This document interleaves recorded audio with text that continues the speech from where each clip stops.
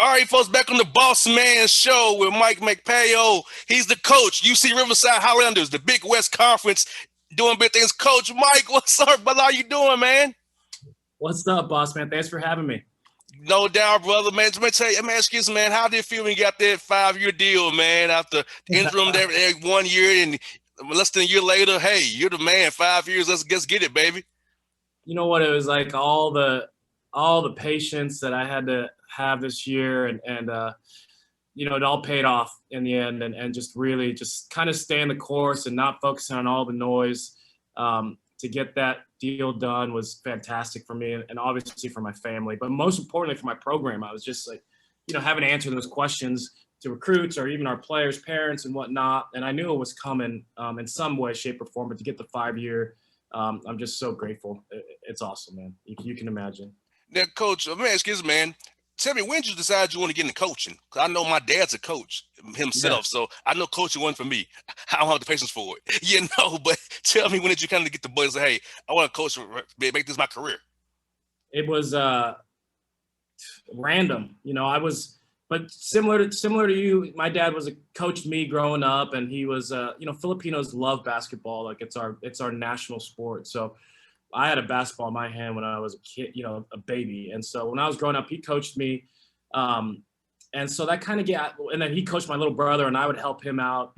But really, when I was in college, I went to UC Santa Barbara here, another Big West Conference team. And about 19 years old, I started coaching an 8th grade team, a little 8th grade boys team in Santa Barbara. And that's when I started.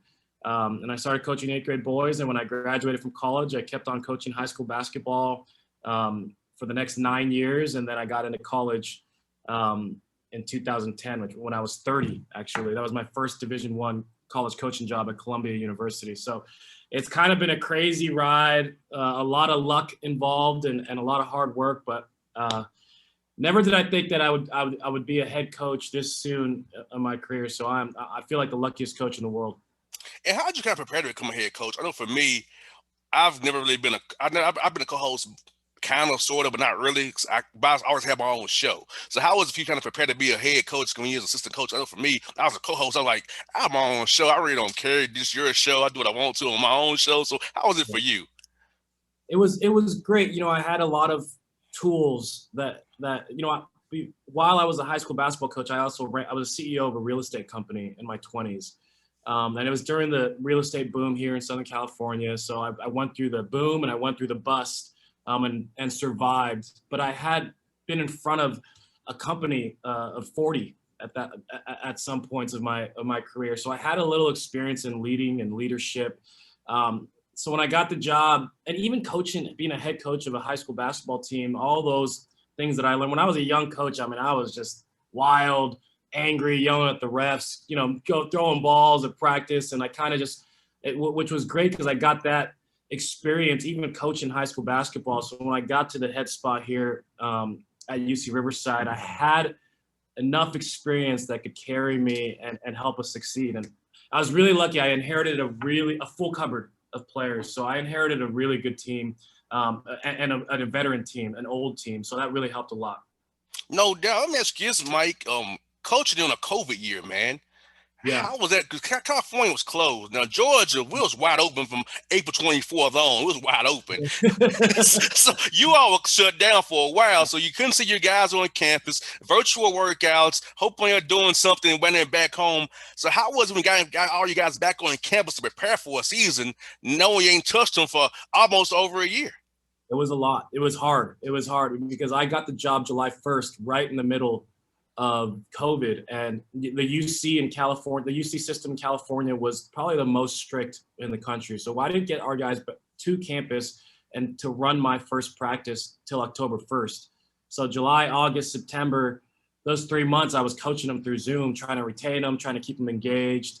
So that was a challenge. That was my biggest challenge, those 3 months. And once I got to practice, because I was like, I'm not a real head coach yet. I haven't run a practice yet. I want to get between the 4 lines and coach a practice. And once I did, I was so grateful, and I kind of kept that mentality the whole time and kind of pitched that to our team. Let's just be grateful for every day. So we tested 4 times a week, and every time we got all negative tests from our team, the joke was, oh, we got 2 more practices promised to us. So it was really just to take it a day at a time. Probably helped me because it didn't allow me to think about all the the future or the schedule. It was just like, take it one day at a time, get through the next test, and lead these guys basically like 1 day, 2 days at a time. And it really helped me kind of keep things calm and in perspective.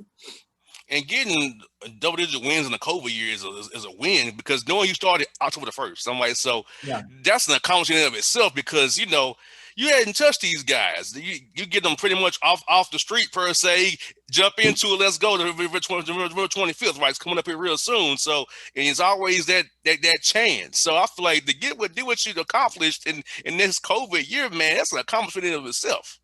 I mean, heck yeah. It was we were very fortunate. Now, the good thing about when our head coach left, the previous head coach, our whole staff stayed, and we were able to retain 100% of our players. So we retained 100% of our coaches, retained 100% of our players. So it was a seamless transition, and we just kept trucking along. So we were very fortunate. I was very lucky in that sense that I wasn't, scrapping it out. We just kind of kept the train moving. That we'd been here last year was my third year. So we had built this thing over a 2-year period and had a culture and had a program, and it was our guys now. But yeah, every win was gold. Every game was gold. Just when the ball got tipped, or early in the morning when you knew that we were playing a game because both teams had tested negative. I mean, it was a joke, but it wasn't really. It was a celebration. Like the whole team and the coaching staff, yes, we get to play a game. So that mentality really, really helped us and carried us all the way through. And Coach, going forward is building your program. How's that portal going to help you guys bring talent into the Big West to Riverside? Because you can talk to guys directly now. You got to go through intermediaries. Just talk to them directly, and you can help build your program, find a piece you need, maybe late even, to bring out there to play for you guys. Yeah, it's helped a lot. And before even this year, a big part of our success was transfers. So we started this year, we had 3 starters that were transfers. We had a DePaul transfer, a Washington State transfer, and a St. Mary's transfer in our starting 5. And then the St. Mary's transfer and the Washington State transfer graduated. So this year we brought in, like you said, the transfer portal is huge for us because we were able to go. We got a Temple transfer coming in who'll probably play a lot, be in our top 5, top 6.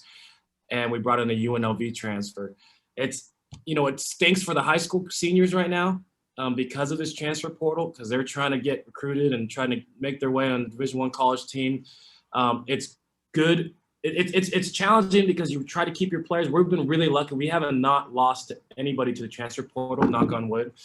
And then we've been able to pluck a couple good ones here and there that fit and can help us. We know what they've done at their previous institutions, and they can come and help our program right away. So it's been really, really good thing for us so far. Yeah, I think it saves on the budget too. The portal plus Zoom saves on that budget, so you can get guys without having to, burn the budget up so much. I know. Honestly, we get to recruit this weekend for the first time in 14 months. Division I college coaches, they finally opened it up. So this weekend, Division I college coaches who have not recruited since March of 2020, 15 months ago, get to go out this weekend. So like everybody's going out. We're back to normal, so to speak. But I loved it because we weren't spending at all, and we were able to recruit, and we were basically just selling them on our Zooms and with our, taking them through virtual tours of our campus without spending a dime. It was great for a mid-major program like ourselves, who, we do have to like count our pennies and make sure. So it was a good time.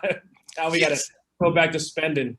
Yes, indeed. And the Big West, man, it's getting better every year, Coach. The talent in the coaches in that conference is great. It talks about your conference as a whole and the great coaches you have and the great players and talent that people don't really see, especially on the East Coast. Because by the time you guys are playing, it's 12:30, 11 o'clock at night when you all playing out there when we are getting to bed. Yeah, I'm so glad. My first 7 years in college coaching, I was on the East Coast. I was born and raised in Los Angeles, but then I go out and work 4 years in New York City at Columbia. And then I worked 3 years at Campbell University in North Carolina. But I got a sense I get it. I get why the East Coast and everything out that way is like a real, and the South is it's real. They love their college sports teams. Like to know when West Coast, it's a little breezy out here and a little, there's not a sense that it matters as much as the East Coast. A lot of it has to do with what time we play, like you said, to you guys. Whereas like over there on the East Coast, people are going out to watch games. Like you got your Hawks gear. I mean, you are like, they were going out to watch whatever it is. It could be college football. It could be pro football. But here, the Big West back in the day was big time. You know, Big West used to have UNLV and UC Santa Barbara's always been good.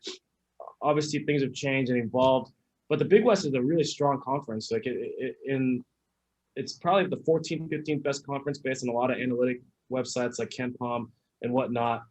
So it's a really, really strong conference. The coaching is excellent. So every day, it's very similar to the Ivy League, where every coach you're going to be scouted to. These are great, great coaches. You got Joe Pasternak, who's been at Cal in Arizona, who leads UC Santa Barbara, and they should have won that first game against Creighton. You got Russell Turner, who's built UC Irvine into a powerhouse. And I look when I'm on these head coaches calls with all these coaches, Jim Les at UC Davis, former NBA player, Ron Gannat at Hawaii. All these guys have made an NCAA tournament already. Even Dietrich Taylor, Cal State Fullerton. Everybody's made an NCAA tournament. Long Beach State head coach Dan Munson, he built Gonzaga, and then now he's at Long Beach State. So there's no days off. And these coaches are all elite. No doubt. And like you said, man, you know, I tell you all the time, the Big West is great basketball. Also does the Big Sky, because for me, I'm kind of up that time of night, so I can go on my computer and watch the games, because that's kind of the junkie I am. But everybody not like me gonna be up 2 or 3 in the morning watching ball. That's just not what they're gonna do. No. I see the numbers. You know, the fortunate thing is we do get on ESPN2 and the ESPN games, because we're the late night. Now, who's watching over there on the East Coast? Probably not many people. Probably not. But like, if you were to come out, the Big West is awesome. Like, if you were to come play here, it's a great conference, because you're just playing all the teams in California. You're playing Santa Barbara, Irvine, Northridge, Long Beach State, and then the only time you leave is when you take that trip to Hawaii. So it's not hard to recruit to the Big West. It's a great geography of teams that we got. And I think guys from Georgia should kind of consider that, because they can get away from Georgia a little bit, because, you know, I like it out of California, except for the earthquake part of it. I like it because it's kind of the same weather every day. It's not as humid as it is here in Georgia. I mean, and I used to recruit in Georgia when I was at Campbell, and we had a couple kids at Georgia. But there's a really good one at UC Irvine, a kid out of Atlanta at UC Irvine, a really good big man, Austin Johnson. So I would love it. Send guys over. They'd love it here. It's beautiful. It's sunny every day. It's sunny right now. No doubt. And Coach, how about the workouts this summer? Talk about the piece of player development, because that's, to me, sometimes when you get better and add to your game. So how important is it going to be for your guys to have a big summer this summer, getting strong in the weight room, adding to their games? Well, the summer's huge for us. It's kind of how we build our program. The summer and the fall, like the off season. So we'll have a good, strong 8 weeks, and we get gritty here in the Riv. We get gritty. We'll do a day of boxing. Kind of started 2 years ago. So we'll do our basketball stuff and we'll do our lifting, but we actually take the guys once a week to do some MMA and boxing. And so just kind of get used to getting hit a little bit, get a little tougher there. And a lot of boxing is just like keeping your hands up. So that, and we do a lot of our defensive drills with bricks. Like they each have their own pair of bricks. So a lot of it's just, we recruit big at every position. That's kind of our method behind our madness. And that's why we're so good defensively, is that the shortest guy on our team is 6'3", and we go all the way to 7 foot. So we try to recruit big and long, and then we utilize that by keeping their bricks up when they're doing their defensive drills, and then we take them boxing. So that box, and the coaches do it too. It's brutal. It's like a 45-minute workout down here in Moreno Valley, where Kawhi Leonard's from, and we got this boxing coach who just kind of leads us through 45 minutes of he's such a sweetheart. You think it's going to be easy. It's not. It is brutal. And here in the heat of Southern California during the summer, it's without a doubt, it gets us tough. And it's kind of made us who we are over the last 2 years. I got 2 more for you, Coach Mike. First one, what is your favorite restaurant here in Atlanta when you come in to recruit? Oh, shoot. Oh, we went to this amazing, it was an amazing steakhouse that we went to, that me and Kyle Smith, my old boss, and Kevin Hovden, we played credit card roulette. Oh, I can't remember it. It was a big-time steakhouse. It was a huge bill. We played credit card roulette, and it was great because I won. Kyle Smith, the Washington State head coach now, he was my first boss at Columbia. He lost. I can't. It was a really nice area. It wasn't Mastro's or anything like that, but it was a very similar, but a name that I've never seen before. I wish I knew it. That would be my favorite. I'll remember later. Of course, it'll come and say, "Oh, that's where it was. That's what it was, man." Yeah. Sorry, man. I choked. And the last one for you is this. Okay, that's your favorite restaurant. What's your favorite moment in Atlanta? Could that be it too? The roulette. You know, the Final Four there. It was I forgot. It was like 5 years ago. The Final Four in Atlanta, and I just had a great time one night. We were watching Michigan. Michigan was in the Final Four, but we were in. It's when I discovered what is that area of town? Where a lot of it's a lot of fun. What's the name of that area of town in Atlanta? It's a lot Buckhead. of bars. Say it. Yes. Buckhead. Yeah. Just had we had one great night in Buckhead, a bunch of the coaches and us, and it was just kind of when I experienced this. It was a mix of the South, and just good food. We got some barbecue. We're just kind of walking around. It was fun. Both Final Four games were on. I just remember that was a great night in Atlanta. Yes, that was 2013. I remember that. Great. 2013, I was there too. I was just walking around, meeting coaches, hanging out around hotels, getting interviews. That's what I was doing. No, that was a great Final Four for us, and we got to really explore Atlanta, go to all the big parties and all that stuff. It was really cool. I really enjoyed that. I just remember, I vividly remember Michigan because they had this kid Spike Albright, and they almost they almost upset, but they lost in the finals from what I remember. Oh, yes. I hate that we missed out on in 2020 because I had so many interviews lined up with guys coming to town. Because I usually see everybody at the Peace Jam or Lake Point. Right. That's right. I had my flights booked. That's right. I had my flight booked to Atlanta. That's right. Are you guys going to get it back? You guys getting it back? Probably after 2026 or 27, probably. Okay. Because they got all of them mapped out already. We kind of missed out. So they said the first opening, they're going to give it back to us again. So it just ruined my whole – I had a whole little thing, all the interviews lined up that I was working on for months and wiped out. I found out about COVID on my birthday, which is March 11th, at the Hawks-Knicks game. That's when I found out about it. Oh, my gosh. Is that the day that I got shut down? Yes, my birthday, March 11th, 2020, at the Hawks-Knicks game. And I got the text, the season's going to be suspended. I'm like, what? So forever, I remember my birthday is the day that the NBA shut down. Oh my God! And we went through all the way through your birthday before we're finally coming back. Nuts, man, nuts. Let's just hope that we keep coming out of this thing. Oh yes, I got them Pfizered up, so I'm feeling good and ready to go, Coach. I'm feeling back to normal now. Atlanta's been wide open since April 24th. We haven't really shut down. Now I feel better about life when I got vaccinated now. April 24th, 2020? Yes. We was going to shut down for 3 weeks. If we got shut down April 3rd, we opened back up April 24th. Wow. That's crazy. Yeah, we just opened up yesterday, June 15th in California. So we'll see. But it is a little liberating not to wear a mask and all that. Yes, it is. But Coach, thank you for your time. But we'll do this again real soon. I had a lot of fun. You come out here recruit, man. Look, a guy can get with you. We got to have your studio when I get back in there as well, Coach. Yeah, JR. Thanks, buddy. Anytime. Thanks so much, Coach.